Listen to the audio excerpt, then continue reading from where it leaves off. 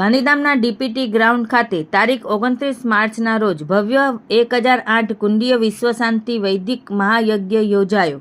આ વિરાટ આધ્યાત્મિક સમારોહ સદગુરુ સદાફલદેવ વિહંગમ યોગ સંસ્થાન અને શ્રી અગ્રવાલ સમાજના સંયુક્ત આયોજન હેઠળ યોજાયો, જેમાં મોટી સંખ્યામાં ભાવિકો અને શ્રદ્ધાળુઓ ઉપસ્થિત રહ્યા હતા।